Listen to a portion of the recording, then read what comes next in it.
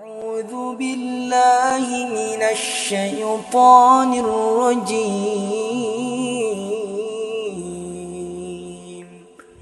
بسم الله الرحمن الرحيم.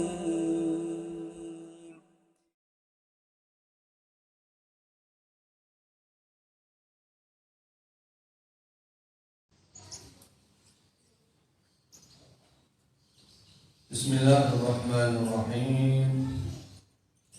Assalamualaikum warahmatullahi wabarakatuh. Alhamdulillahi rabbil alamin. Wassalatu wassalamu ala sayyidil anbiya wal mursalin sayyidina wa nabiyyina Muhammadin wa ala alihi wa ashabihi أجمعين. أما بعد، اللهم اجعل جمعنا هذا جمعا مرحوما مباركا وزدنا إيمانا ويقينا وفقها وعلما نافعا. Puja dan puji syukur kita panjatkan hanya untuk Allah Subhanahu wa Ta'ala yang Maha Suci lagi Maha Tinggi, Rabb, Tuhan pencipta, penguasa, dan pengatur seluruh alam semesta. Salawat dan salam, pujaan, sanjungan, kemuliaan, kehormatan, dan salam sejahtera selalu tercurahkan untuk junjungan kita Nabi Muhammad sallallahu alaihi wa ala alihi wasallam, keluarganya, para sahabatnya, dan pengikutnya yang setia sampai hari kiamat nanti. Ibu-ibu dan saudari-saudari sekalian, akhwat-fillah, barakallahu fikunna, jamaah Majlis Ta'lim Al-Firdaus. Mudah-mudahan Allah Subhanahu wa Ta'ala menjadikan kita semua sebagai calon-calon penghuni surga Firdaus. Allahumma amin. Hari ini insyaallah kita akan melanjutkan kajian kita dari kitab Tadhkiratus Sami' wal Mutakallim fi Adabil Alim wal Muta'allim yang ditulis oleh Imam Badruddin Ibnu Jama'ah Al-Kinani Asy-Syafi'i rahimahullah ta'ala, yaitu tentang keutamaan ilmu, penuntut ilmu, ulama, dan adab-adab menuntut ilmu dan mengajar. Mudah-mudahan kajian kita dijadikan oleh Allah Subhanahu wa Ta'ala penuh dengan barakah, penuh dengan rahmat kasih sayang Allah Subhanahu wa Ta'ala. Allah menambah untuk kita semuanya keimanan, keyakinan, kefahaman, dan ilmu yang bermanfaat. Allahumma amin. Terakhir sampai di mana itu? Sampai di halaman 9. Jadi ini ya bukunya ibu-ibu. Kalau bisa punya bukunya supaya lebih jelas, lebih paham. Ini buku penting. Dan insya Allah beli buku ini tidak ada ruginya. Ini diterbitkan oleh Darul Haq, ada beberapa penerbit lain, tapi kami milik penerbit ini. Insya Allah mudah-mudahan terjemahannya kualitasnya bagus, lumayan, dan juga di sini disebutkan redaksi-redaksi Arabnya dan juga terjemahnya. Sampai di halaman 9 beberapa hadis tentang keutamaan ilmu dan ahli ilmu. Itu ya. Berarti yang lalu kita sudah membahas tentang keutamaan ilmu, orang-orang berilmu dari Al-Quran, dalil-dalil dari Al-Quran. Dan ini termasuk kelebihan kitab yang sedang kita kaji ini, yaitu Tadhkiratus Sami' wal Mutakallim yang ditulis oleh Ibnu Jama'ah. Jadi beliau menyertakan dalil dulu pertama dari Al-Quran, kemudian setelah itu dari As-Sunnah. Dan buku ini ibu-ibu ada syarahnya, bagus. Ada syarah berbentuk audio, suara, yang kemudian audio itu dituliskan. Ditulis dari kitab PDF dan bisa di-download secara gratis, baik audionya atau yang sudah dituliskan dalam bentuk PDF, yaitu syarah Fadilatul Syekh Dr. Shalih bin Abdillah Al-Utsaimin rahimahullah ta'ala, yang dikenal dengan Syekh Shalih Al-Utsaimin. Beliau salah seorang staf pengajar di Masjid Nabawi, dan beliau termasuk ulama yang viral sekarang ini. Syekh Shalih Al-Utsaimin di Masjid Nabawi beliau mengajar. Itu bagus syarahnya. Syarahnya yang ditulis dalam bentuk PDF ada 656 halaman, jadi gede sekali. Dan saya kalau mau ngajar itu baca syarahnya dulu untuk mendengarkan, sehingga lebih banyak faedahnya. Baik. Kemudian setelah itu, setelah dalil-dalil dari Al-Quran tentang keutamaan ilmu, orang-orang berilmu, motivasi mencari ilmu, maka beliau bawakan dalil-dalil dari As-Sunnah, yaitu hadits-hadits Rasulullah Shallallahu Alaihi Wasallam. Beliau mengatakan, Rasulullah SAW bersabda, "Man yuridillahu bihi khairan yufaqihu fiddin." Barang siapa yang Allah inginkan kebaikan untuknya, niscaya Allah memahamkannya dalam agama. Jadi bersyukurlah kepada Allah ibu-ibu kalau kita termasuk orang yang oleh Allah dijadikan gampang mencari ilmu, termasuk orang yang selalu mencari ilmu sehingga kita paham agama ini. Itu berarti Allah menghendaki kebaikan untuk kita. Dan mudah-mudahan kita oleh Allah dijadikan terus semangat mencari ilmu yang bermanfaat, kemudian kita mengamalkannya dan mendakwahkannya semampu kita sampai kita bertemu Allah Subhanahu wa ta'ala. Ya, karena untuk belajar agama itu tidak gampang. Duduk di majelis taklim seperti ini itu tidak gampang ibu-ibu. Kalau ibu-ibu dimudahkan Allah, bersyukurlah. Berapa banyak orang yang tidak sanggup, berat. Ya, majelis taklim itu beratnya bukan main. Itu adalah hadis riwayat Imam Al-Bukhari, Imam Muslim melalui jalan sahabat Muawiyah radhiyallahu taala anhu, ada di As-Sahihain. Kemudian dibawakan lagi sabda Rasulullah Muhammad sallallahu alaihi wasallam, "Al-ulama warathatul anbiya." Para ulama adalah pewaris para nabi. Jadi kalau ibu-ibu sekarang ini cari nabi tidak ada. Kalau mau cari nabi, ketemu dengan ulama yang mengamalkan ilmunya, yang mengikuti ajaran para nabi dan para rasul, maka itu adalah pewarisnya para nabi. Jadi kalau ini ketemu nabi, temuilah ulama yang berada di jalurnya para nabi alaihimus salatu wassalam. Lalu diterangkan di situ, diterangkan di bawahnya,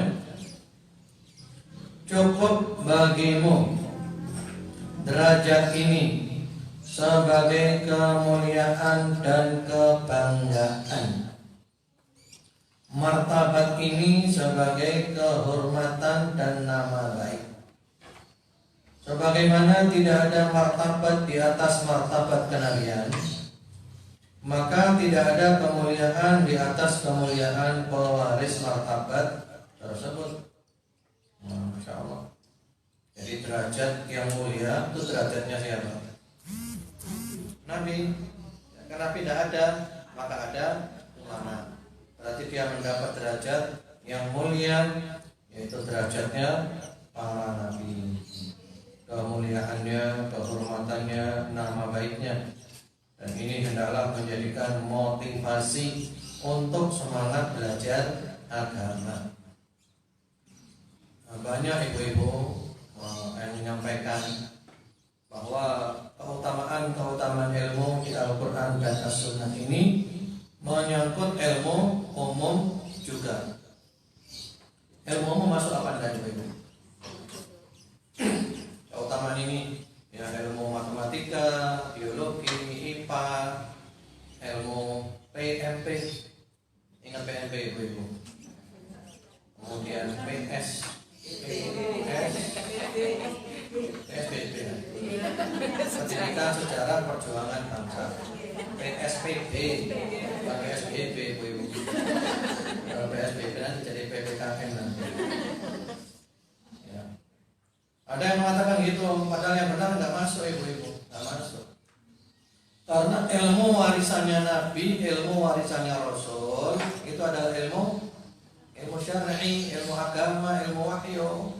Ilmu umum nggak masuk. Ilmu umum itu untuk kepentingan dunia. Kalau ini ilmu kepentingan dunia akhiratnya.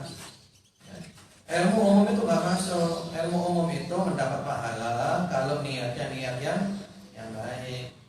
Tapi keutamaan ini ilmu umum nggak masuk. Jadi nggak usah maksa-maksakan diri untuk dimasuk-masukkan, nggak ada. Jadi maksudnya adalah ilmu agama, ilmu syar'i, ilmu yang merupakan wahyu dari Allah Subhanahu wa taala. Loh kan semua ilmu dari Allah, ya semua, bukan hanya ilmu, semuanya dari Allah. Ya kita juga dari Allah. Ya. Jadi maksudnya adalah ilmu agama. Memang ada ilmu-ilmu umum yang hukumnya itu fardu kifayah. Fardu kifayah itu harus ada yang mempelajari. Kalau tidak ada nanti dosa semuanya. Tapi tidak semuanya harus mempelajari. Contohnya apa? Ilmu umum yang fardu kifayah. Ilmu kedokteran contohnya. Jadi di satu wilayah itu harus ada orang yang belajar ilmu kedokteran. Untuk apa? Mengobati badan yang sakit. Ilmu apa lagi? Ilmu berhitung, matematika. Ya ada di satu daerah itu yang ngerti ilmu matematika. Untuk apa? Untuk ngatur pembagian warisan dan semisalnya. Namun sekarang juga sudah ada komputer, sudah ada kalkulator dan yang lain-lainnya. Jadi maksudnya ini adalah ilmu agama yang merupakan ilmu warisan para nabi dan para rasul.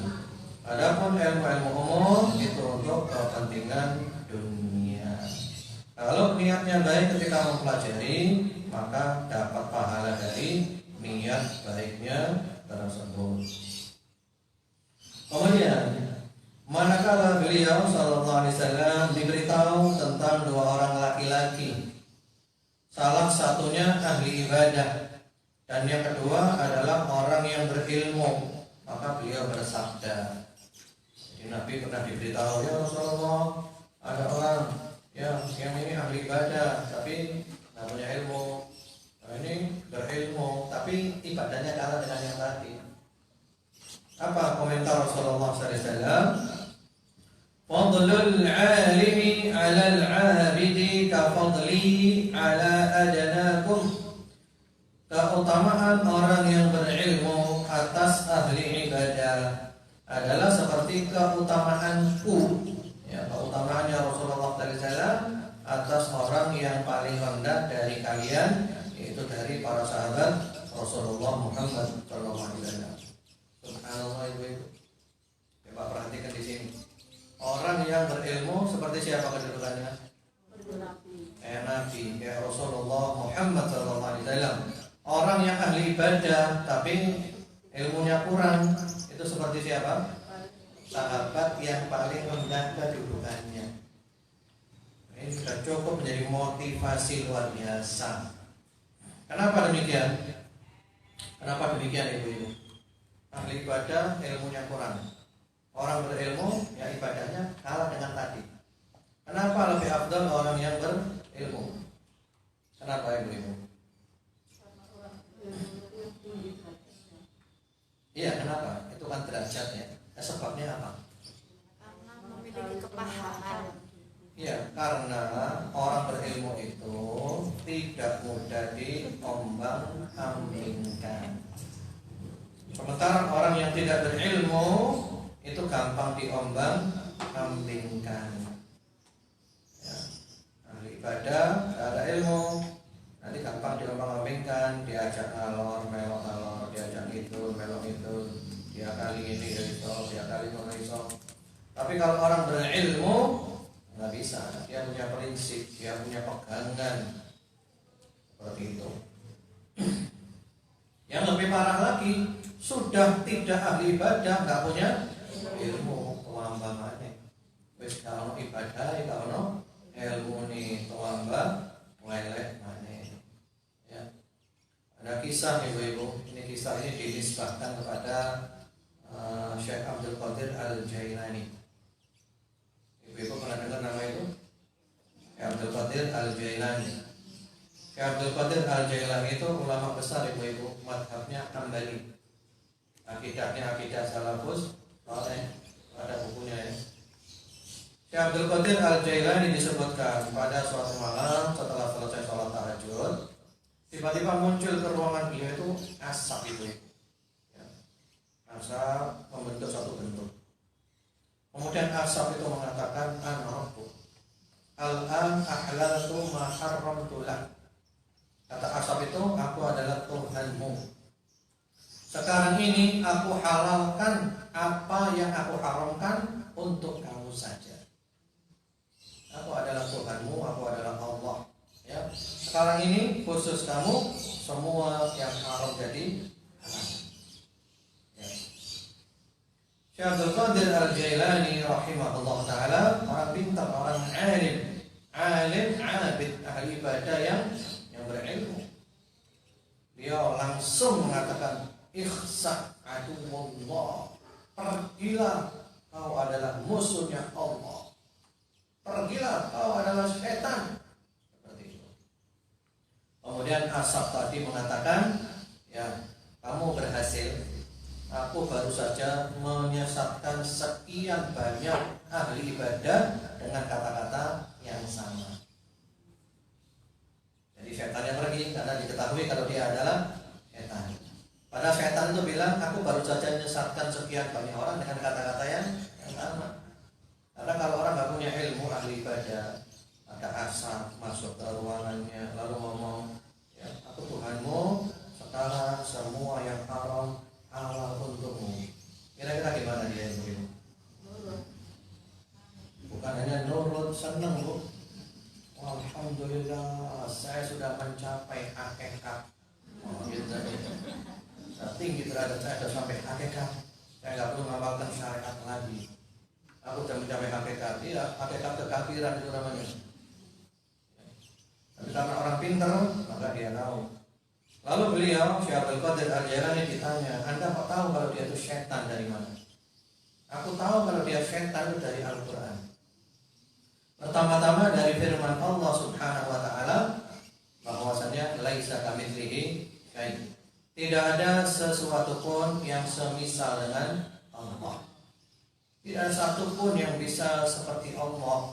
Jadi masa Allah berbentuk asap kayak gini? Nggak mungkin kalau ini ngomong. Nggak mungkin.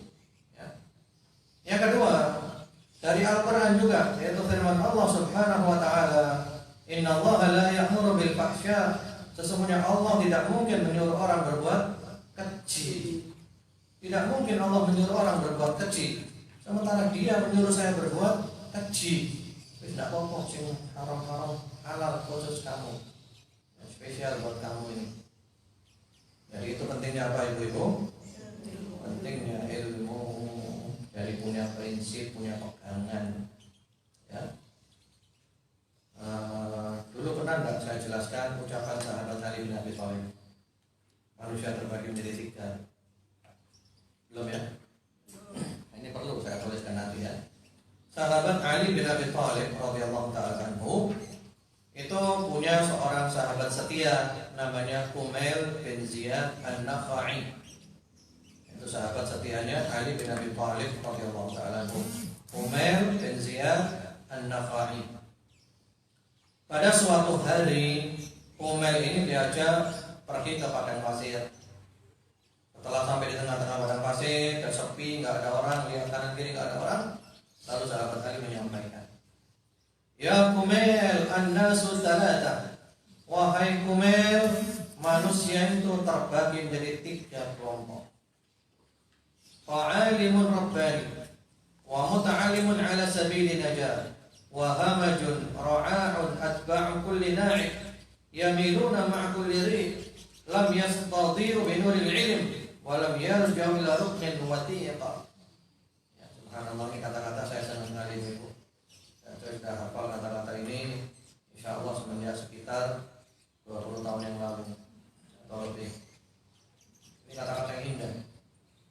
Nasihatnya itu panjang Ibu, panjang, dan itu disebutkan di kitab-kitabnya para ulama, di antaranya di kitab Al-Faqih wal-Mutafaqih karya Al-Khatib Al-Baghdadi, disebutkan di dalam kitab Miftah dari Sa'ad dan karya Ibnu Al-Qayyim, disebutkan di dalam kitab Jami' Bayanil Ilmi wa Fadlih karya Ibnu Abdul Bar, dan yang lain-lainnya, dan dikumpulkan syarat-syaratnya itu oleh Syekh Salim bin Eid Al-Hilali di satu kitab yang diberi judul Al-Is'ad bi Dzikri Fawaidi Wasiyati Amiril Mukminin Ali bin Abi Thalib lil Kumail bin Ziyad.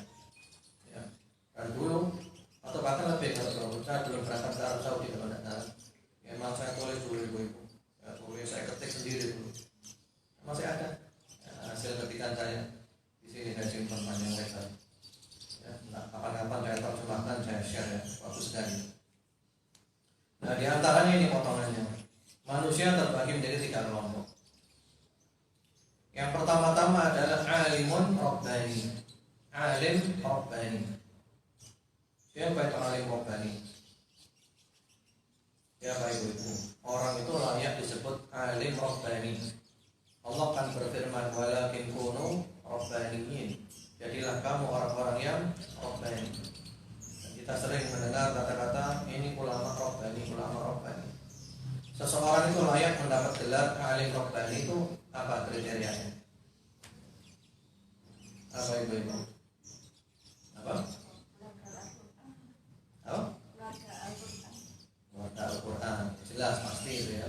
Tapi maksudnya itu alim rabbani itu alima wa amila wa 'allama. Ya.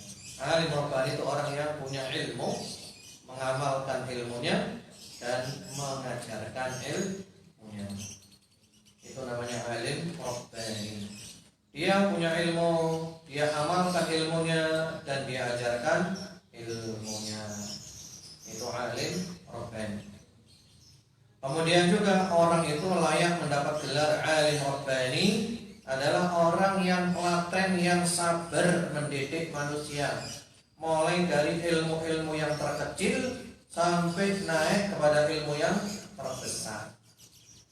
Jadi alim rabbani itu orang yang telaten didik manusia. Jadi telaten, pelan-pelan. Kan ngaji butuh apa? Butuh proses. Ini berarti sekolah mulai dari apa? Playgroup, TK, SD, SMP, itu namanya alim rabbani. Jadi dia telaten mendidik manusia. Dan ini adalah orang yang paling beruntung, dan inilah di antara target kita.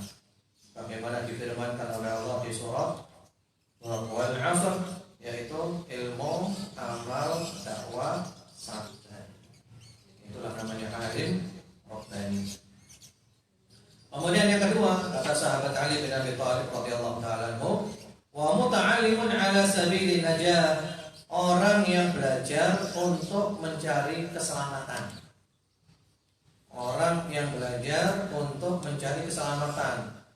Jadi dia belajar terus, belajar. Kepingin apa? Saya kepingin selamat, saya belajar terus. Ini kelompok yang kedua. Dan belajar itu nggak ada batasnya ibu-ibu.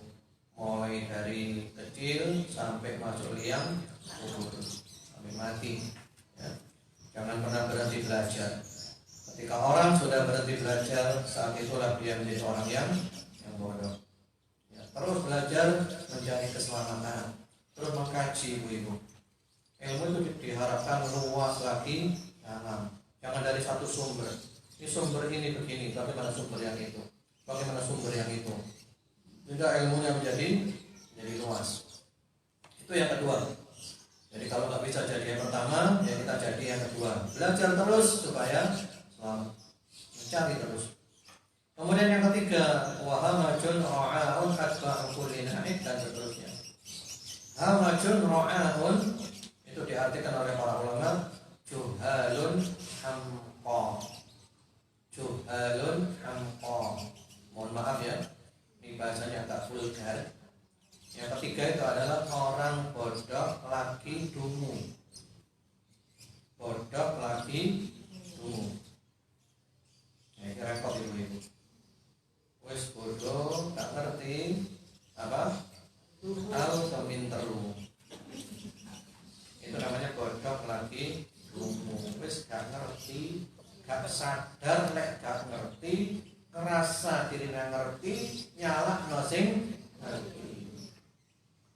Wong ini paling enak. Assalamualaikum, waalaikumsalam. Nanti tinggal ibu. Capek kita ngurusi orang ini. Dunia bisa goyang nanti. Ya, apa tak nyambung jelas. Wes gak ngerti, gak sadar, lek gak ngerti, ngeyel awake ngerti, nyala nosing ngerti. Ya wes kayak wes. Sampai mari. Itu makan nyambung. Ya, itu orang ketiga itu. Bodoh lagi dungu. Wa majun ra'aun atba'u kulli na'id. Dia ikuti semua teriakan, dia ikuti semua ajakan. Yamiluna ma'a kulli rih, dan dia juga mengikuti arah angin. Diajak nang dia melok, diajak ngalor melok ngalor, diajak ngidul melok ngidul, gak peduli salah apa bener, pokok melok. Ngikuti seleranya dia, ngikuti nafsunya dia. Karena dia nggak punya ilmu. Lam yastadiu binuril ilm wa lam yarja'u la ruknin wati. Mereka tidak punya penerangan cahaya ilmu. Jadi ilmunya adalah apa? Cahaya. Kalau orang bodoh berarti nggak punya apa? Nggak punya cahaya. Kalau orang nggak punya cahaya berarti dia dalam kegelapan. Kalau orang dalam kegelapan berarti dia tidak tahu jalan. Akhirnya apa? Kesasar, nabrak. Masjid itu adalah mati gelap gulita, dan total. Ya. Nanti kita mau keluar keliru, nabrak tiang ini, nabrak jendela. Ya. Demikian pula di tengah padang pasir gelap gulita, orang kalau lewat hanya dia kesasar. Kemudian kata sahabat Ali yang terakhir, walam yarja'u ila ruknin wati. Dan mereka tidak mempunyai pegangan yang kokoh. Tidak mempunyai pegangan yang kokoh. Itu diterangkan oleh para ulama yang mensyarah kitab tersebut, yaitu bahwasanya tidak mempunyai guru panutan. Tidak mempunyai guru panutan. Disinilah pentingnya kita mempunyai guru panutan.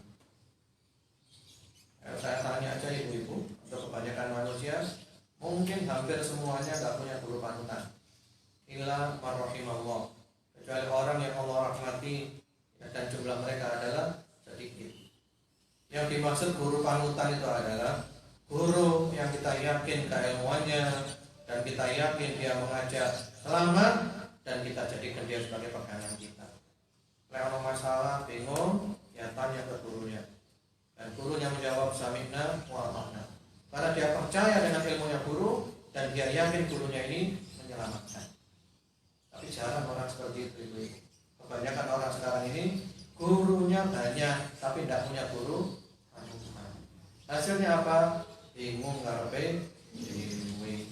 Iki ngomong ini, iku ngomong ngono, ada sumpah, ada bingung.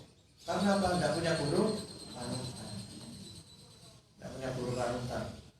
Ya, sehingga ya, contohnya sekarang ini ribut rutin. Bulan Muharram ini banyak ribut rutin ibu-ibu. Ribut rutin dan tahun, tukaran dan tahun. Mari tahun ngarep tukaran mana? Karena mereka kebodohan. Contohnya kemarin masuk tahun baru, ributnya apa? Bolehkah mengucapkan selamat tahun baru? Ribut tukaran, saling kopas, ngeletek itu kopas. Kopas, ini kopas oleh, ini kopas tak oleh, ini kopas, dan seterusnya. Mari selesai. Tahunnya ada tukaran mana? Ini bicara bodoh, maaf. Ya, tidak punya kerjaan. Terus gak usah ribut, kon gak oleh, ya wis gak oleh, kon oleh, ya wis oleh, gak apa-apa. Ini butuh urusan agama, urusan dunia ini. Ini urusan dunia. Tidak ada penyimpangan apapun di situ. Hanya beda sudut pandang. Dan itu pun kembali pada negara masing-masing. Anda hidup di mana, ikuti kebiasaan di sana. Selesai. Dan saya ngomong gini pun berdasarkan pengalaman panjang ibu-ibu, keras-kerasan wis tahu ibu-ibu, wis belengar. Apa belengar itu? Sudah hatam, wis hatam itu mustahil. Intinya yaitu pikirannya ditutup kumpul. Jadi nggak usah ribut ya. Demikian. Baik, kita lanjut aja. Kemudian kita baca lagi bukunya karena masih banyak materinya. Kemudian setelah itu dibawakan hadis Rasulullah Muhammad sallallahu alaihi wasallam yang cukup panjang. Saya bacakan redaksinya dulu. Man salaka tariqan yatlubu fihi ilman sulika bihi tariqun min turuqil jannah. Ini redaksi ya, ada beberapa redaksi. Ini salah satunya. Wa innal malaikata la tada'u ajnihataha li talibil ilmi li ridallah anhu. Wa innal 'alima la yastaghfiru lahu man fis samawati wa man fil ard hatta al-hitan fi jawfil ma'. Wa inna fadlal 'alimi 'ala al-'abidi ka fadlil qamari lailatal badri 'ala sa'iril kawakib. Wa innal 'ulama warathatul anbiya. Wa innal anbiya'a lam yuwarrithu dinaran wala dirhaman. Wa innama warrathu al-'ilma. Faman akhadahu akhadha bihadzin wafir. Ini salah satu redaksi ya. Terjemahannya, barang siapa meniti sebuah jalan untuk menuntut ilmu padanya, maka akan dimudahkan baginya satu jalan dari jalan-jalan menuju surga. Jadi orang yang menempuh jalan mencari ilmu, maka Allah mudahkan jalannya menuju surga. Hadis ini mempunyai 3 penafsiran. Penafsiran yang pertama, menempuh jalan mencari ilmu adalah seperti ibu-ibu hari ini dari rumahnya pergi ke majelis ilmu. Itu namanya menempuh jalan mencari ilmu. Dari rumah pergi ke tempatnya ilmu. Itu makna yang pertama. Makna yang kedua, menempuh jalan mencari ilmu itu adalah tidak keluar rumah, tetap di rumah, tapi dia mendengarkan, dia membaca, dia menghafal, dia nulis, dia membuat rangkuman. Itu juga namanya menempuh jalan mencari ilmu. Kemudian yang ketiga, orang yang menempuh jalan mencari ilmu dimudahkan jalannya ke surga, karena ilmu itu adalah jalan menuju surga. Karena ilmu itu sendiri adalah jalan menuju ke surga. Jadi itu maksudnya. Kemudian lanjutannya, dan sesungguhnya malaikat-malaikat meletakkan sayap-sayap mereka untuk menuntut ilmu karena Allah meridhoinya. Nanti ada penjelasannya ya. Jadi di sini nih banyak malaikat ibu-ibu dan malaikat membentangkan sayapnya di sini, walaupun tidak kelihatan. Karena Allah ridho, malaikat ikut ridho. Dan sesungguhnya ulama akan dimintakan ampunan Allah oleh siapa yang ada di langit dan di bumi, termasuk ikan di dalam lautan. Jadi orang berilmu itu dimintakan ampunan oleh penduduk langit, para malaikat, oleh penduduk bumi, bahkan oleh penduduk air. Masya Allah, semuanya memintakan ampunan kepada Allah untuk orang yang punya ilmu. Dan insya Allah kita semuanya berusaha menjadi orang yang punya ilmu. Dan sesungguhnya keutamaan seorang ulama dibanding ahli ibadah adalah seperti keunggulan rembulan di malam purnama dibandingkan bintang-bintang yang lainnya. Ibaratnya orang berilmu dan orang ahli ibadah. Orang berilmu apa? Bulan purnama, menerangi sekitarnya dan dia pun tampak indah. Sementara bintang-bintang itu hanya menerangi dirinya sendiri saja, tidak bisa menerangi yang lain. Kemudian lanjutannya, sesungguhnya para ulama adalah pewaris nabi-nabi, dan sesungguhnya nabi-nabi tidak mewariskan dinar dan dirham, akan tetapi mereka mewariskan ilmu. Oh, ini penting ibu-ibu. Ilmu yang diwariskan nabi itu ilmu apa? Ilmu syariat, ilmu agama, ilmu wahyu. Tidak ada. Nabi tidak mewariskan ilmu biologi. Nabi tidak mewariskan ilmu IPA. Nabi tidak mewariskan ilmu matematika. Nabi tidak mewariskan ilmu peternakan, perkebunan, pertanian, ilmu nuklir. Tidak ada. Itu bukan warisan para nabi, tapi itu adalah ilmu untuk kepentingan dunia. Itu penting. Jadi nggak usah motivasi orang belajar ilmu umum pakai dalil, nggak usah. Kalau mau pakai dalil adalah belajar ilmu umum dengan niat yang baik, maka dapat ganjaran dari niatnya. Apa niat yang baik itu?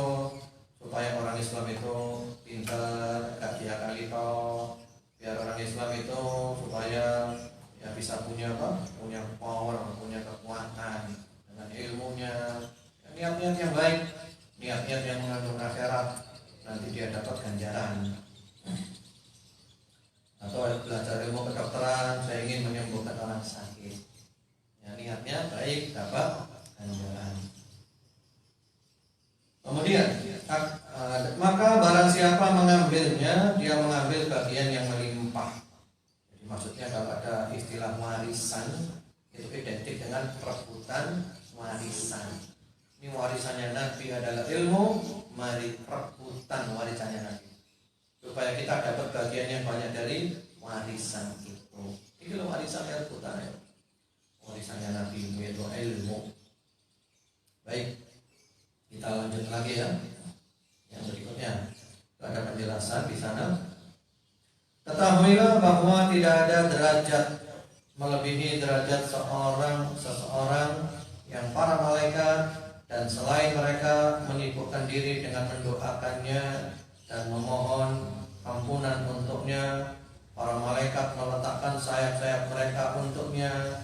Jika doa orang soleh atau orang yang dianggap soleh diperebutkan, lalu bagaimana dengan doa para malaikat? Maksudnya siapa itu? Penuntut ilmu. Gak ada orang lebih utama dari dia. Kenapa? Karena penuntut ilmu itu ya, derajatnya sangat tinggi, sampai malaikat saja dan makhluk-makhluk lain sibuk mendoakan dia, sibuk mohonkan ampun untuk dia. Sampai malaikat saja membentangkan sayapnya. Kurang apa gitu. Maka semangatlah mencari ilmu. Betul ibu-ibu. Di antara penyesalan orang di kuburan itu adalah karena dulu ketika masih hidup kurang rajin menuntut ilmu, malas menghadiri majelis alim. Makna para malaikat meletakkan sayap-sayap mereka untuk penuntut ilmu. Ini penjelasan dari Ibnu Jamaah ya. Terdapat perbedaan pendapat terkait makna para malaikat meletakkan sayap-sayap mereka untuk penuntut ilmu. Ada yang berkata mereka tawadhu kepadanya. Jadi artinya para malaikat itu tawadhu kepada penuntut ilmu.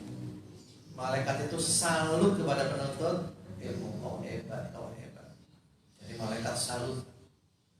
Ya. Ada yang berkata mereka turun kepadanya dan hadir bersamanya. Jadi artinya malaikat memang benar-benar turun hadir di sini, banyak malaikat, wakil malaikat. Bahkan malaikat benar-benar membentangkan sayapnya. Ya.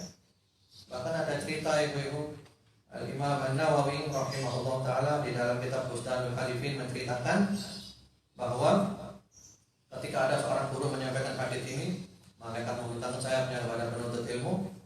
Itu ada salah satu yang hadir tidak percaya ibu-ibu. Bukan hanya tidak percaya, tapi dia malah melecehkan hadits itu. Lalu dia jalan di majelis ilmu dengan jinjit. Lalu ditanya, "Loh kenapa kamu kok jinjit itu?" Ya, dia bilang, "Saya takut injek sayapnya malaikat." Orang sebiji malaikat seperti gitu iya. Maksudnya apa? Menghina.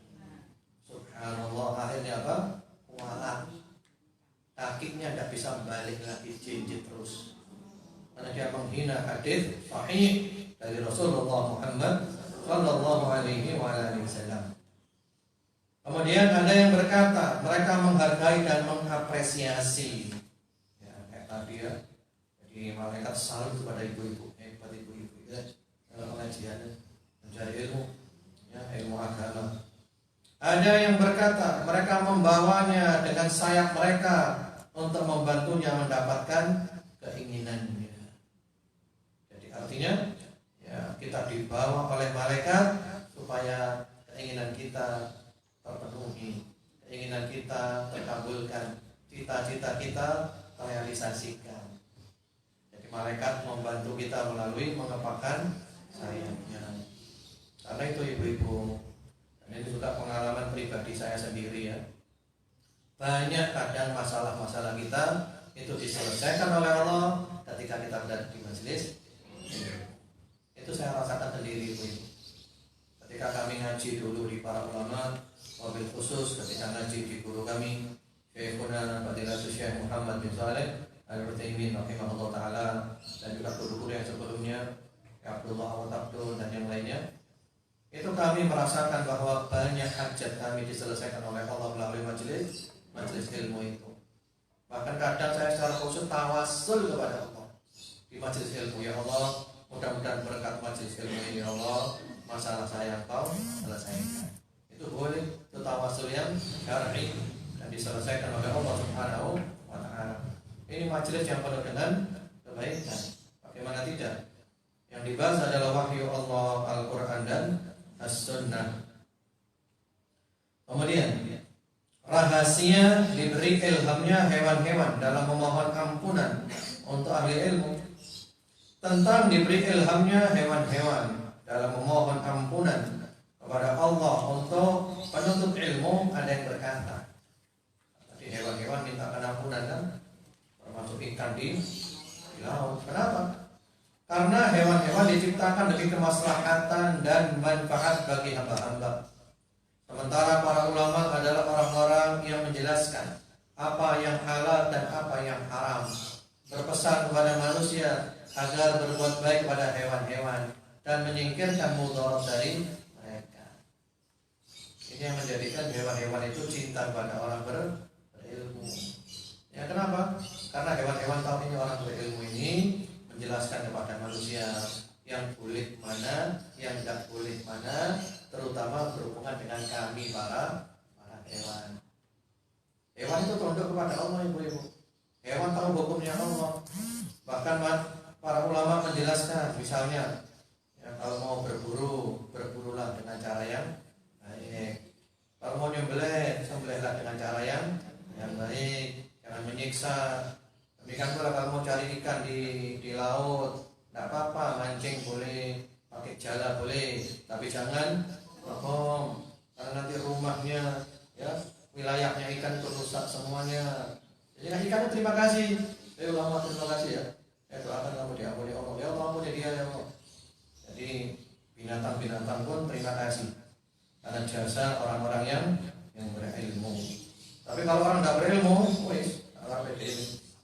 Membunuh binatang dengan cara yang wajib, ya, binatang disetrum, binatang dicakil, binatang dijatuhkan dari atas, kemudian juga di laut dibom, terus pokok liwat gak ngurus rusak kabeh gak apa-apa. Sehingga ikan-ikan semuanya marah, ini dari atas oleh ikan. Baik, kita lanjut dulu.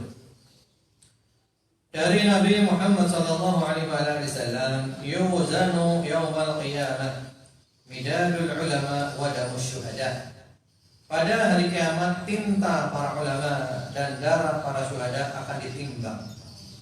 Sebagian dari mereka berkata hal itu mengacu pada penjelasan bahwa sesuatu yang paling berharga bagi orang yang mati syahid adalah darahnya. Sedangkan sesuatu yang paling rendah dari para ulama adalah tinta. Namun ibu-ibu, hadis ini dan beberapa hadis setelahnya itu sanadnya tidak sahih. Sanadnya tidak sahih. Dan di bukunya itu kan ada catatan kaki kan? Ada penjelasan. Syekh Shalih Al-Utsaimin Hafizahullah Ta'ala, beliau menjelaskan walaupun hadis ini tidak sahih, bahkan para ulama cenderung mengatakan hadis maudhu, hadis palsu, ya. Lah kenapa oleh Ibnu Jama'ah dimasukkan dalam kitabnya? Gitu ya. Lalu diterangkan oleh para ulama. Ini ulama-ulama itu punya adab, punya akhlak, ibu-ibu. Berbeda dengan orang-orang sekarang dengan mudah nyalak-nyalakan ulama. Kalau orang-orang yang berilmu kayak Syekh Shalih Al-Utsaimin, yang ulama yang Masya Allah, beliau nggak nyalak-nyalakan Ibnu Jama'ah. Walaupun beliau meluruskan kesalahan, tapi tetap jaga adab, jaga kehormatan ulama, menjaga harga diri para ulama. Ya. Kata beliau, di sini Ibnu Jama'ah ini bagus karena apa? Beliau bawakan ayat Al-Quran dulu, lalu beliau bawakan hadis-hadis yang sahih dulu, bahkan Bukhari Muslim. Baru setelah itu hadis yang tidak sahih. Sehingga hadis yang tidak sahih ini tidak berdiri sendiri, tapi tetap bersumber dari hadis yang sahih.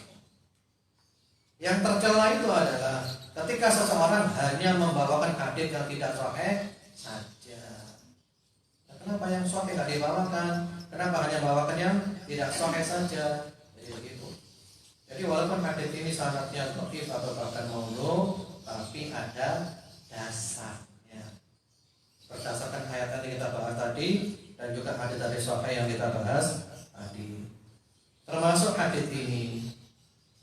Kemarin juga mendengarkan penjelasan dari Syekh Hatim Al-Auni, profesor doktor ulama dari Mekah, yang dulu juga pernah menjadi penasehat kerajaan di Arab Saudi. Beliau seorang alim di Mekah, masih hidup beliau. Beliau juga menjelaskan hadis ini walaupun maudhu, walaupun palsu, tapi secara makna para ulama masih menerima. Ya. Kan begini maksud dari sini, Ibu-ibu. Nanti hari kiamat ditimbang tintanya ulama dan darahnya orang mati. Itu perbandingan yang dahsyat. Orang mati syahid itu yang paling berharga bagi dia adalah darahnya. Sementara ulama, tinta itu sesuatu yang paling murah. Kalau saya nulis pakai tinta, ya tinta ada di biologi, remeh. Artinya ini untuk menunjukkan betapa keutamaan ulama yang dahsyat sampai mengalahkan orang yang mati. Dan memang banyak dalil seperti itu. Maksudnya begitu.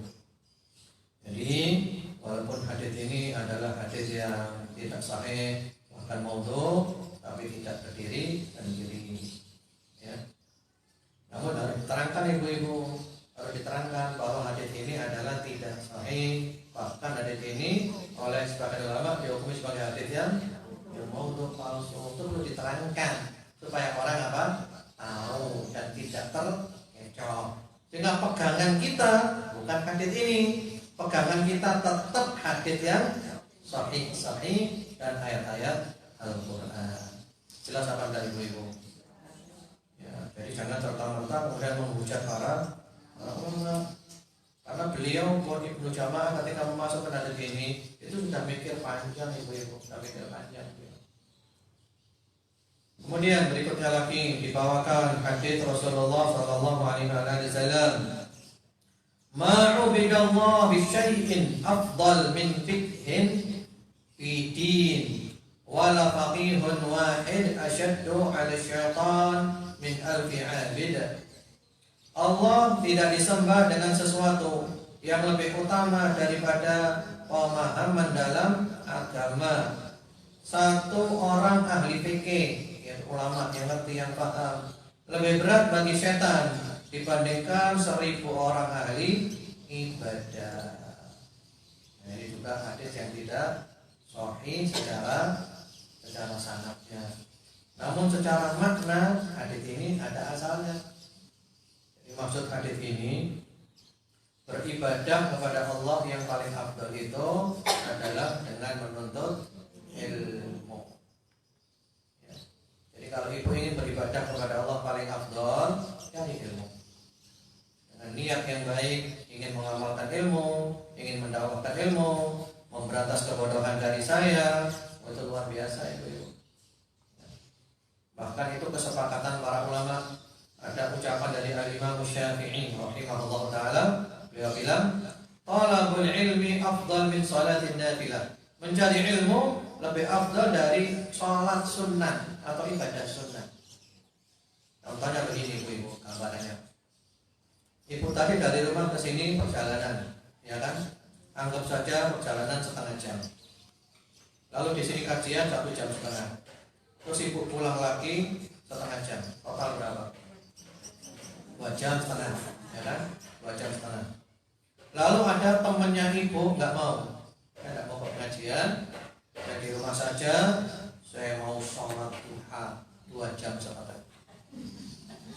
Lalu dia sholat duha dua dapat banyak puluhan. Atau dia bilang saya di rumah saja, saya mau baca Al-Quran. Lalu dia baca Al-Quran, katakanlah setengah jam, 1 juz, 2,5 jam, berarti dapat berapa? 5 juz. Wow, 5 juz. Itu nggak dapat. Afdalan siapa ibu dengan dia? Ya. Tidak ada khilafiyah, tidak ada beda pendapat. Semua ulama sepakat yang afdal adalah ibu di majelis ilmu. Tidak ada khilafiyah ibu.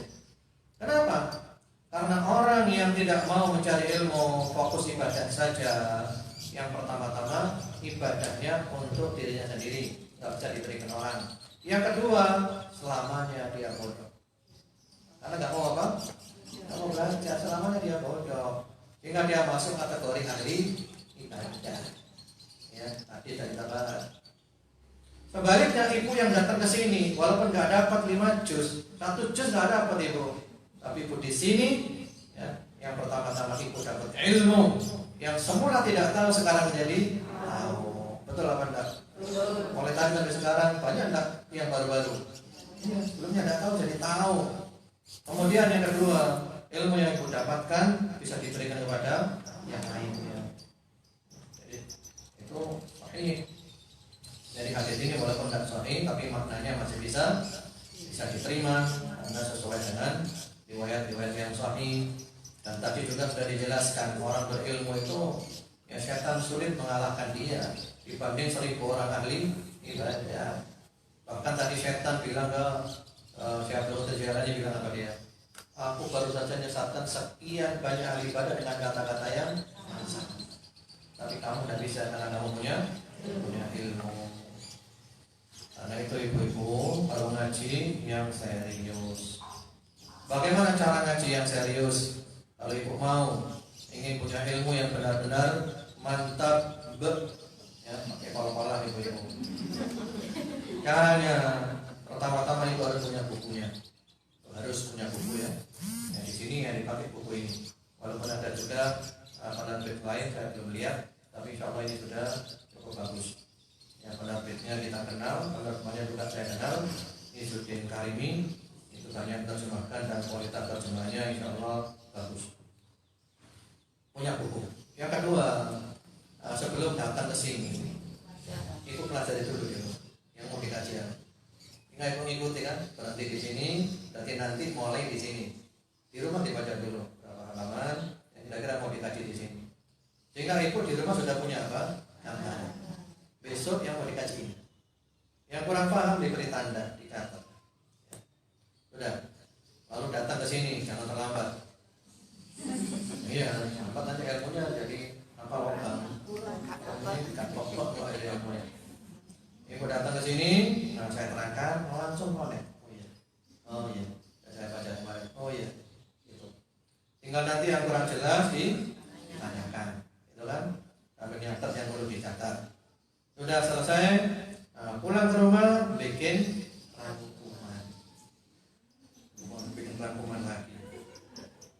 Jadi kalau punya ilmunya mantap, di rumah bikin rangkuman, udah tadi ilmunya ibu mantap.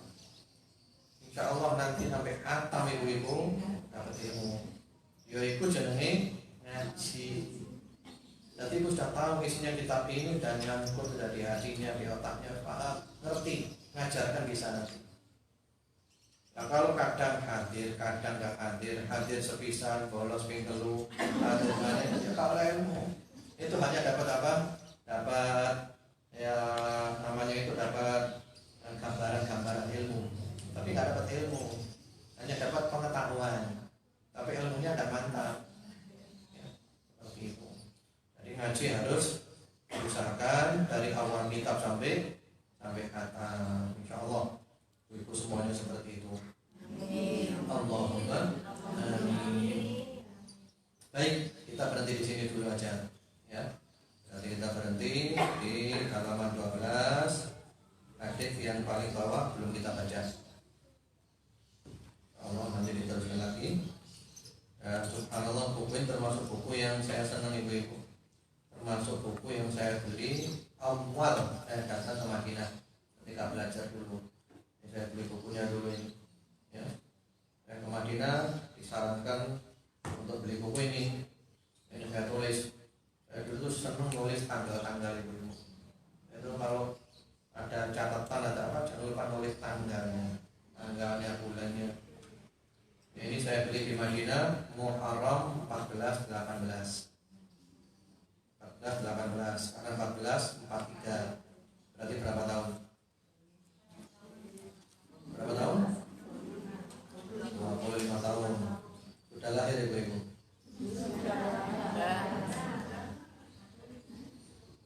Ya. Ini termasuk buku yang saya senang. Ibnu Jamaah ini masya Allah bagus. Ini adab yang bagus. Apalagi sekarang juga ada syarah-syarahnya dari Syekh Shalih Al-Utsaimin dan yang lainnya. Wallahu a'lam. Monggo kalau ada yang mau ditanyakan, tafadhol silakan.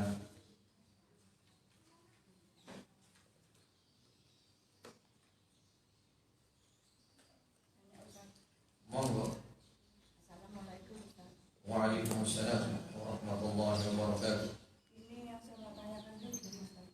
Anak saya itu kan kerjanya sebagai tukang servis.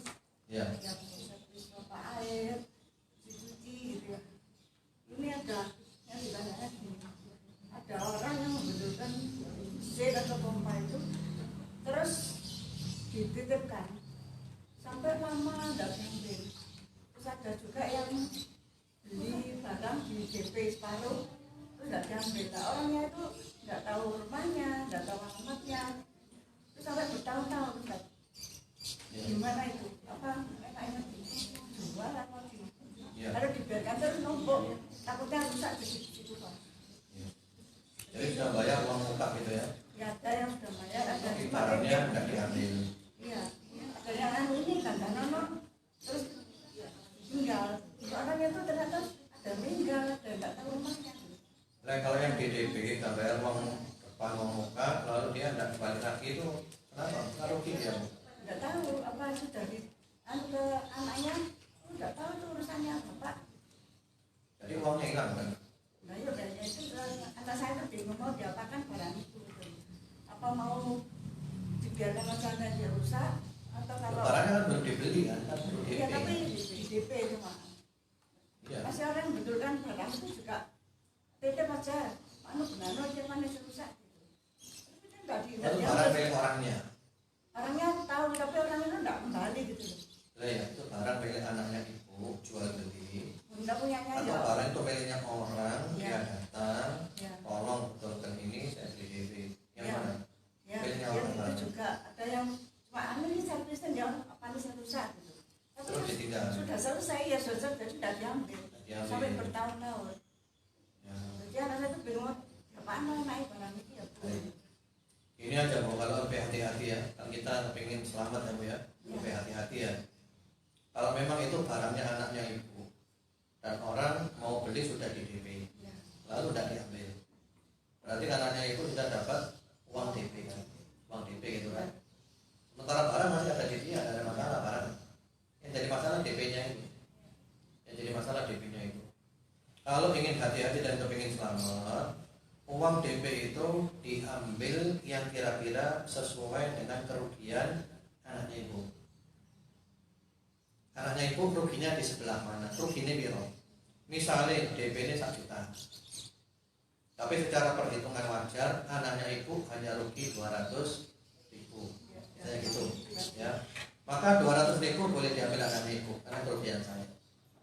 Selebihnya di sodakohkan saja untuk pemilik uang itu. Kalau memang tidak ketemu lagi orangnya tidak ketemu, keluarganya tidak ketemu, tidak tahu di mana.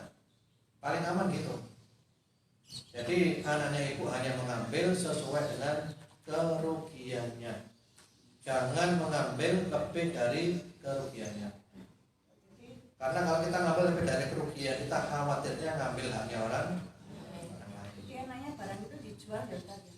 Dijual terus uangnya juta kan diambil uangnya kita. Itu yang barang milik anaknya ibu atau barang milik orang? Ya kalau orang tapi tidak tahu barang ini benarnya yang Iya, saya jawab satu, jangan dicampur. Saya jawab satu-satu, jangan dicampur. Kita ada ini Ustaz, ada yang cuma nervis, Iya, ada yang saya orang jelas. ini. Sudah jelas, cuma saya sedang menjawab. Saya sedang menjawab satu persatu. Permasalahan yang pertama adalah barang milik anaknya ibu. Dan orang itu datang mau beli, sudah membayar DP tapi ngilang, gitu kan? Tadi sudah saya jawab. Maka di sini barang tetap milik anaknya ibu, milik dia memang.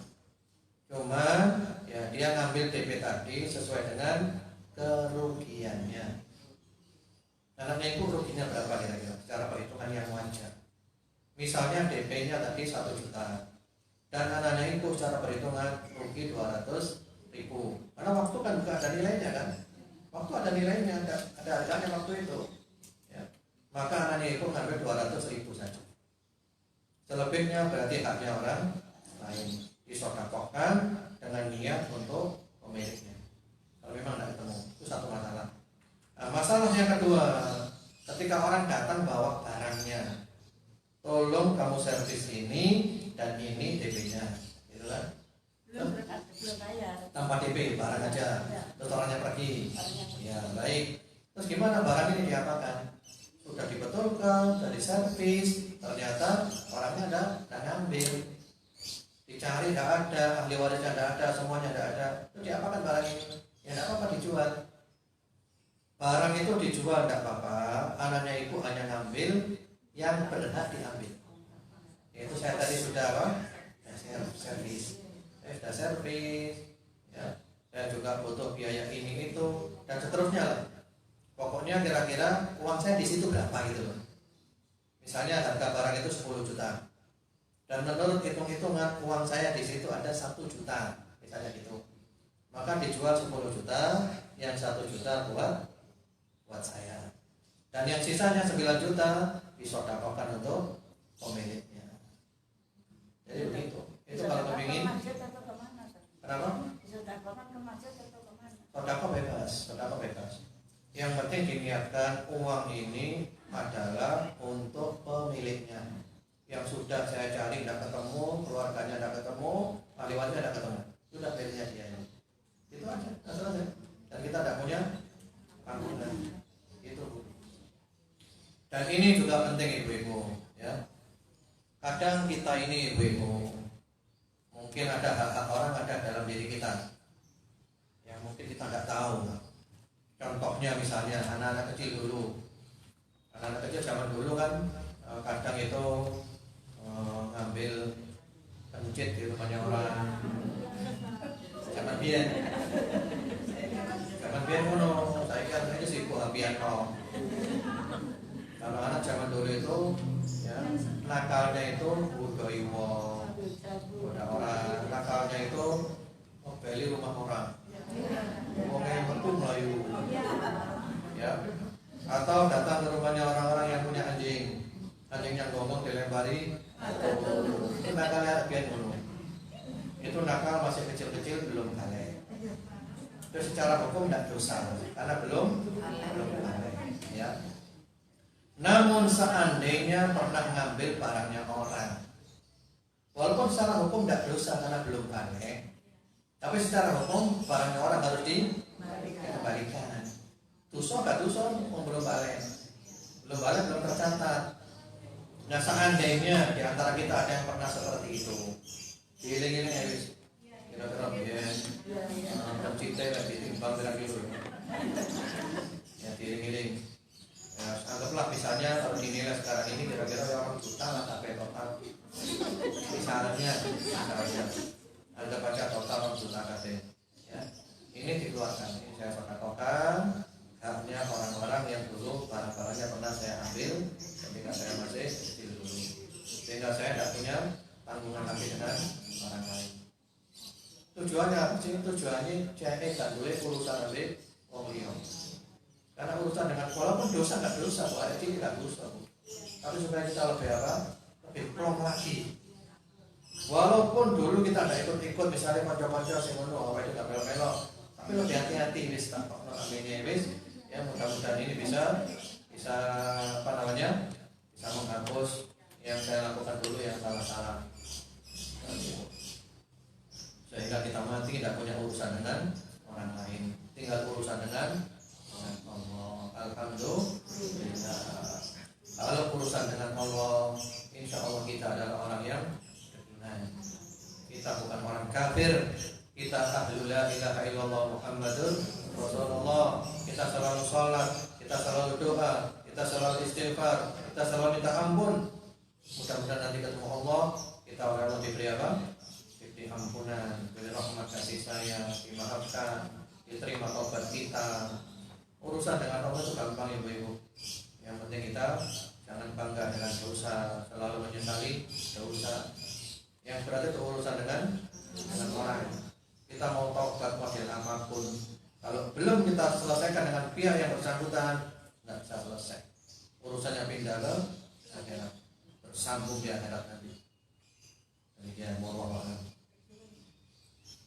silakan kalau ada yang lainnya. Monggo. Ibu dulu yang depan. Assalamualaikum warahmatullahi wabarakatuh. Waalaikumsalam warahmatullahi wabarakatuh. Ini mengenai azan Ustaz.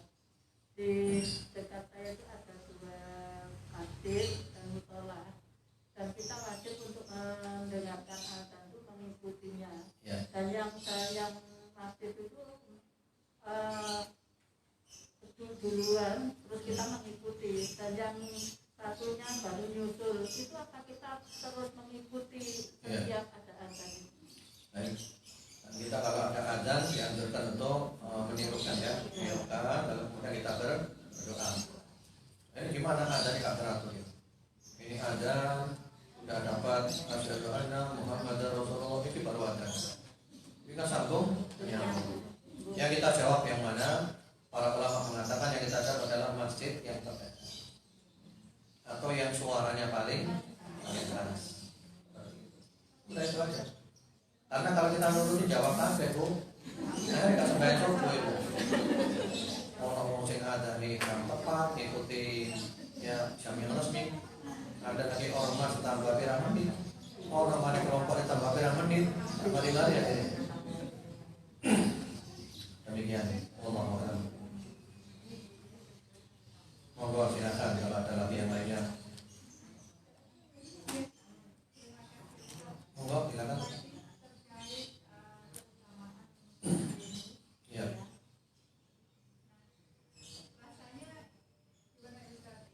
Saya selaku guru, di mana ilmu saya bukan ilmu agama. Ya. Itu setelah mendengarkan tadi, rasanya saya ilmu saya tidak ada manfaatnya begitu. Bukan akhirat buat anak didik saya. Sementara kalau kita selama mengajar itu kita masukkan sedikit ilmu agama, itu ada yang nggak pas gitu di lingkungan kami. Jadi karena saya pribadi pernah di warning nggak usah, karena ngajarin aja nggak Iya. usah makan dimasukkan. Ya. Apa yang ya semacam ini beda sih. Apa yang ke depan yang bisa Baik bu. kami lakukan. Kemudian yang kedua, Nah, satu dulu biar tuntas ya. Nanti boleh, kemudian saya kedua boleh. Ya, saya nggak lupa. Jadi jawabannya panjang. Pertama-tama bu, saya tidak mengatakan ilmu umum tidak ada faedahnya. Saya tidak pernah bilang gitu tadi ya. Yang saya katakan adalah ayat-ayat Al-Quran, hadis-hadis Nabi yang berbicara tentang keutamaan ilmu itu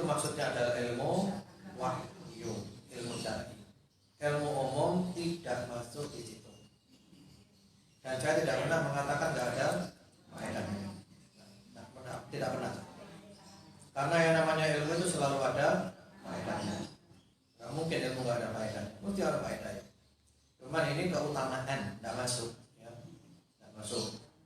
Namun kalau seseorang itu mengajarkan ilmu umum dengan niat-niat yang baik, maka dia mendapat pahala dari niatnya. Misalnya gini aja, contohnya itu ngajar apa? Bahasa Inggris. Nah, itu niat yang baik. Itu bacanya kan urusan dunia kan Bu, urusan dunia. Ya cek ngerti bahasa Inggris dan buat kerja lah dan uang, ngajar bahasa Inggris. Ya boleh-boleh saja. Memang itu urusan dunia. Tapi kalau ibu ini dapat pahala itu niat. Saya berharap murid-murid saya pintar bahasa Inggris, sehingga nanti bisa berdakwah dengan bahasa Inggris. Nanti murid saya bisa ketemu orang dari Inggris, langsung didakwahi, ya, langsung orang Inggris masuk Islam. Alhamdulillah, begitu dapat bahasa Inggris dari saya. Ibu dapat ada. Jadi dari niat yang itu, innamal a'malu binniyat wa innamal likulli imri'in ma nawa. Kalau ditambah ibu doa, ya Allah, mudah-mudahan di antara murid itu ada yang nanti bisa berdakwah dengan bahasa Inggris. Seperti itu. Jadi bukan tidak ada faedahnya loh Bu. Ada faedahnya. Tidak ada ilmu tidak ada faedahnya. Semua ilmu ada faedahnya. Cuma tentang keutamaan yang ada di Al-Quran dan di As-Sunnah tentang ilmu, itu adalah ilmu syar'i. Ilmu syar'i. Baik, itu satu, jelas ya. Yang kedua, monggo silakan.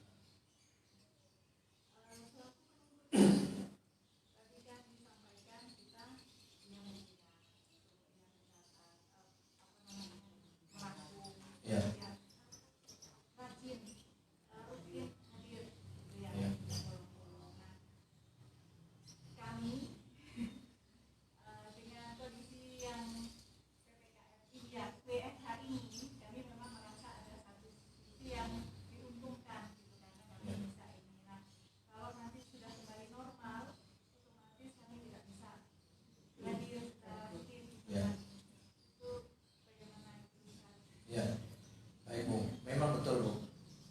Subhanallah ya, ini diantara hikmah daripada COVID-19. Hikmah itu pakai itu. Kalau kita mau ngambil hikmahnya, luar biasa hikmahnya. Dahsyat. Jadi kita jangan hanya melihat dari sisi negatifnya saja. Coba kita lihat sisi positif. Kita semuanya sekarang jadi ngerti teknologi. Yang biar nggak ngerti Zoom itu apa. Zoom itu rokok ya. Rokok Zoom. Sekarang semuanya ngerti Zoom, ngerti semuanya ini live, kajian live ini itu. Ya, dan subhanallah tadi malam kami kajian juga via Zoom dengan forum ukhuwah antar takmir masjid di Kota Malang yang meliputi 70 masjid. Ada Ustaz Bakhtiar Nasir antaranya. Zoom semuanya dari rumah masing-masing. Dan subhanallah kapasitasnya 310 tadi malam itu. Ini yang mau masuk baru nggak bisa. Nah itu beliau cerita dengan adanya pandemi COVID ini, beliau malah dakwahnya ke seluruh dunia. Kalau dulu pernah ke Malang, diusir dari Malang. Yang ngusir bukan orang Malang, musuh apa yang ngusir? Jin, yang ngusir jin. Yang ngusir itu netizen. Ya, jin. Jadi diusir oleh jin. Nah sekarang beliau malah dakwahnya ke seluruh penjuru dunia. Kalau saya ngusir dakwah melalui apa? Melalui online. Ya, dakwah online. Luar biasa ibu-ibu. Betul sekali. Dan kami juga, ibu-ibu juga, kami di rumah gak ada mertua di rumah ceramah. Ibu-ibu di rumah masing-masing. Ini kan dahsyat luar biasa. Walaupun memang ada sesuatu yang hilang. Sesuatu yang hilang juga yang tidak kalah penting. Itu pertemuan antara guru dengan murid. Ya, talaqqi. Ya, itu ada kelebihan di sana. Itu yang hilang. Dan memang di antara tujuannya adalah memisahkan antara guru dengan murid. Yang ketemunya di dunia maya saja. Termasuk orang-orang jadi sekarang mudah belajar karena dia kerjaannya dari rumah, cukup dia kerjakan, tidak harus ngantor, sehingga waktu lebihnya bisa untuk mencari ilmu. Bagaimana nanti Ustaz kalau COVID-nya hilang? Kan kami harus ngajar lagi. Tapi ibu jangan doa, ya Allah mudah COVID saya suruh. Iya, kan doa gitu ibu. Ya Allah mudah-mudahan tambah orang mana ya Allah COVID kayak suruh ngajar terkoma terus, biar bisa ikut pengajian terus. Jangan ya. Ya kita ikuti aja takdirnya Allah. Sekarang suasana gini kita nikmati suasana ini. Kalau nanti suasana normal kembali, ya kita beradaptasi lagi dengan suasana normal kembali. Itulah kehidupan ibu-ibu. Kita harus bisa beradaptasi dengan situasi dan kondisi yang kita hadapi. Sekarang begini dinikmati dulu. Ya, kita aja juga biasanya keliling kemana-mana, ini sudah setahun lebih tidak kemana-mana, di rumah saja. Biasanya ya tiap bulan keluar kota, keluar pulau, keluar negeri, umroh minimal setahun sekali, kadang setahun 3 kali. Sekarang di rumah saja, ya sabar aja, dinikmati. Bumi yang oleh Allah lagi diistirahatkan, di restart, ya, diulangi lagi. Polusi dibersihkan dulu. Ya, kemarin banyak polusinya. Jadi begitu Bu ya. Jadi sekarang dinikmati, nanti kalau normal ya kita ikuti kehidupannya. Normal kita adaptasi lagi.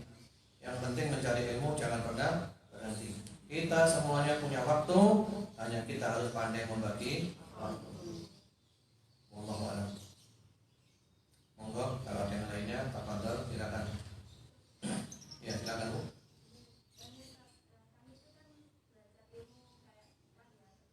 Kayak apa? Ilmu. Iya. Iya.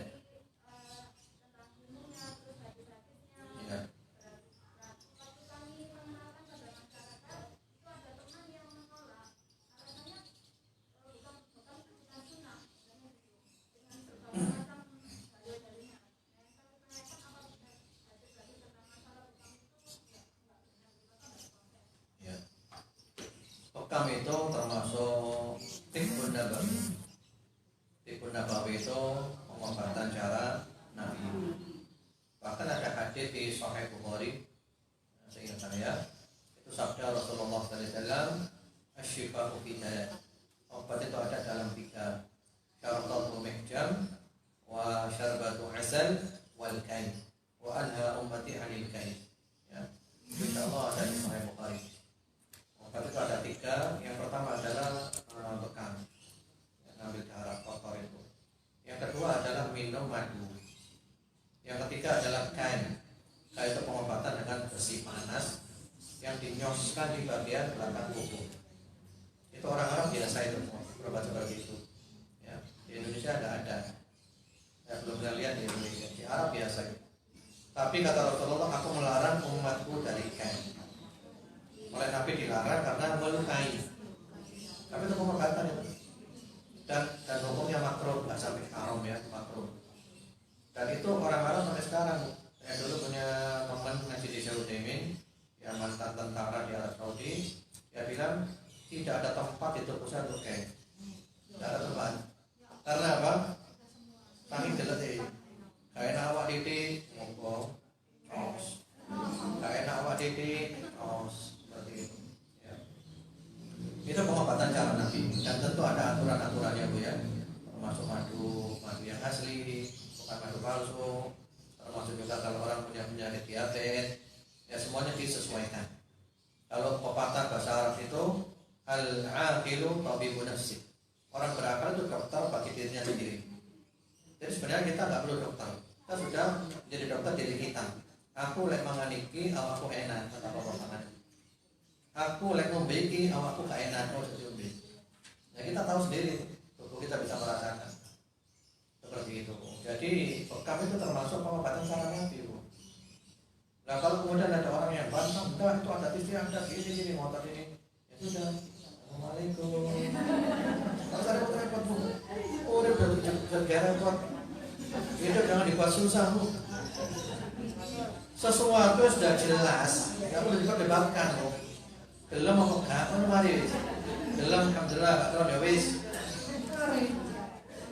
Karena kalau sudah jelas sudah gamblang diterangno, sik ngeyel lain. Ya wis assalamualaikum. Wa idza khatabahumul jahiluna qalu salam. diajak bicara orang-orang bodoh, maka dia merespon, ya, salam sejahtera, selamat ya, hari ini, gak usah ribut. Pengen, kamu lah kan dia pengen wis. Nah, ini gak usah ribut-ribut. Imam Syafi'i bilang apa? Imam Syafi'i bilang kalau aku debat dengan orang pintar, aku selalu menang. Tapi kalau debat dengan orang bodoh, kalah terus.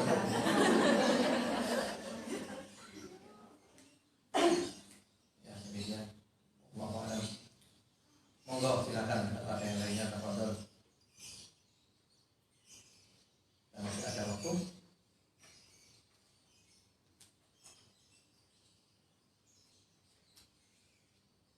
Silakan kalau ada yang mau ditanyakan. Oh, silakan. Karena saya baru mendapat seorang cucu dari sana. Terus katanya kalau anak berdoa itu kan diadani terus dikomati. Ya. Itu termasuk orang yang bid'ah gitu. Apa betul Ustaz? Apa ada sunnahnya dari Rasulullah? Baik. Mengenai bayi lahir adzan di telinga kanan, qomat telinga kiri, itu kalau para ulama zaman dulu tidak ada masalah, dipraktekkan itu. Bahkan itu dikuatkan oleh Ibnu Qayyim rahimahullah taala, bahas panjang lebar dalam kitabnya Tuhfatul Maudud fi Ahkamil Maulud. Ada dasar-dasar. Memang kalau dari sisi hadis yang adzan telinga kanan, qomat telinga kiri, memang dari hadisnya tidak sahih, dhaif. Tapi kalau adzan saja, itu hadisnya sahih, disahihkan oleh beliau. Bahkan para ulama, Syekh bin Baz, Syekh Utsaimin, itu tetap mengajarkan sunnah. Ya, ada bayi lahir di adzan. Lalu kemudian muncul ya, di antara syarat tadi yang dengan keras bantah itu nggak sahih, nggak boleh diamalkan. Bahkan yang lebih nekat lagi bid'ah seperti itu beraninya orang sekarang. Alhamdulillah anak saya 4 saya dari semuanya, Bu. Iya, alhamdulillah. Masya Allah, tabarakallah, saya berusaha kalau istri melahirkan saya mendampingi. Dan ini juga nasihat untuk para suami. Sampaikan ibu-ibu kepada suaminya. Kalau istri melahirkan kalau bisa didampingi. Kalau kerja cuti, ya nurutin dunia mari-mari. Supaya apa? Supaya tahu bagaimana keadaan istri ketika melahirkan. Perjuangan seorang istri, perjuangan seorang ibu, dia tahu jasa-jasanya ibu. Anak saya 4, mulai dari Abdul Qawi, Abdul Aziz, Asia, dan Muhammad, semuanya saya adani semuanya. Ya, bahkan Muhammad kemarin yang keempat itu oleh dokter saya diizinkan untuk mendampingi ketika operasi. Ya, karena istri saya itu 3 anaknya operasi, 1 yang luar biasa.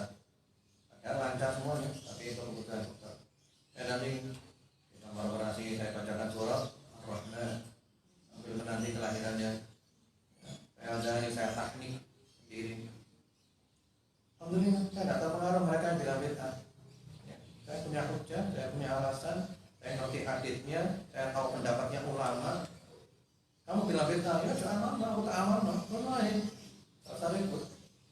Enggak, ini bid'ah bagimu, bagiku enggak itu. Kamu jangan maksakan. Masalah yang saya ingin maksa dulu, Bu. Terus kamu nggak maksa. Kok tahu ini? Ya kamu suka amal, aku tak amal, kamu dulu. Kamu lihat bid'ah. Oh, mancing ini. Oh, dulu ini.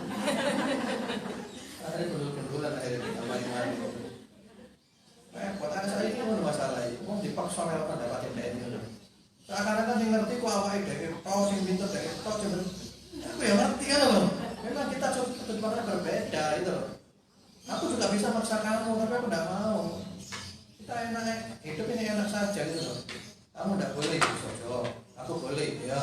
Dan kita masing-masing punya hujah, masing-masing punya argumentasi. Dan ini juga bukan masalah usul, bukan masalah pokok-pokok agama. Ini adalah masalah-masalah furu'iyah. Dan semuanya punya hujah, semuanya punya argumentasi.